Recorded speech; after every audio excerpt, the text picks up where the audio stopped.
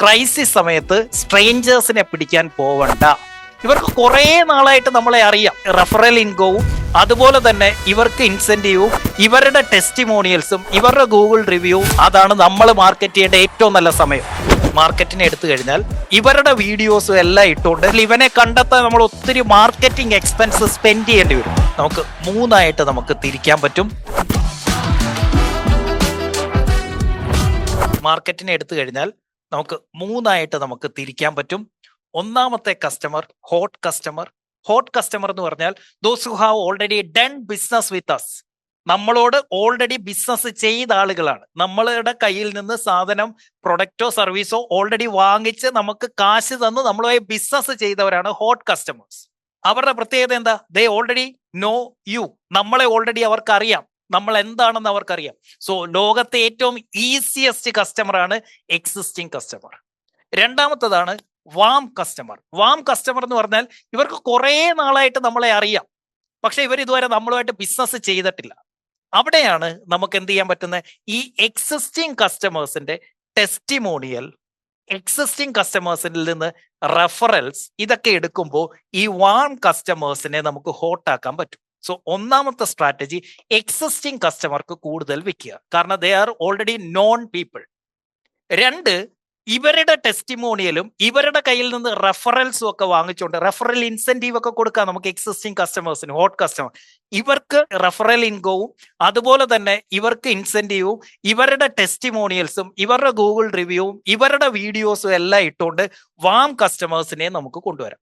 മൂന്നാമത്തതാണ് called customer. Called customer എന്ന് പറഞ്ഞാൽ absolute strangers. ഈ സ്ട്രേഞ്ചേഴ്സിനെ തൽക്കാലം ക്രൈസിസ് സമയത്ത് പിടിക്കാൻ പോവരുത്. ശ്രദ്ധിച്ചു കേൾക്കുക, ഈ സമയത്ത് ഇവരെ പിടിക്കാൻ പോവണ്ട. കാരണം ഇവർക്ക് ഇപ്പൊ തന്നെ ഒരു മൊത്തത്തിൽ ഒരു ക്രൈസിസ് നിൽക്കുകയാണ്. ഇവര് അബ്സല്യൂട്ട് സ്ട്രേഞ്ചേഴ്സ് ആണ്. അവരെ സംബന്ധിച്ച് അവർക്ക് നമ്മളെ അറിയില്ല. ഇനി ഈ പ്രത്യേകിച്ച് ഈ ഒരു സമയം കൂടെ ആയതുകൊണ്ട് ഇവനെ കൺവിൻസ് ചെയ്തെടുക്കാനും ഇവനെ പറഞ്ഞ് റെഡിയാക്കി എടുക്കാനും ഒക്കെ ഒത്തിരി സമയം എടുക്കും. മാത്രമല്ല ഇവനെ കണ്ടെത്താൻ നമ്മൾ ഒത്തിരി മാർക്കറ്റിംഗ് എക്സ്പെൻസ് സ്പെൻഡ് ചെയ്യേണ്ടി വരും.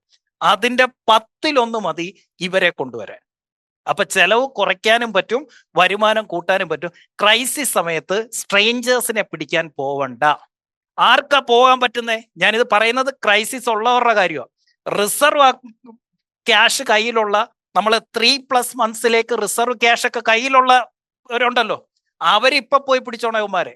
കാരണം എന്താ? ഇവരാരും ഇപ്പം മാർക്കറ്റിംഗ് ചെയ്യത്തില്ല, മറ്റ് കോമ്പറ്റീറ്റേഴ്സ് ഒന്നും ഇപ്പം മാർക്കറ്റ് ചെയ്യത്തില്ല.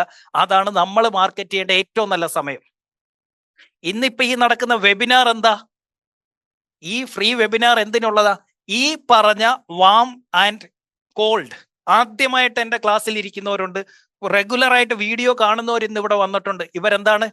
അതുപോലെ എക്സിസ്റ്റിംഗ് ആയിട്ടുള്ളവർ ഇന്ന് വിട്ടിരിപ്പുണ്ട്.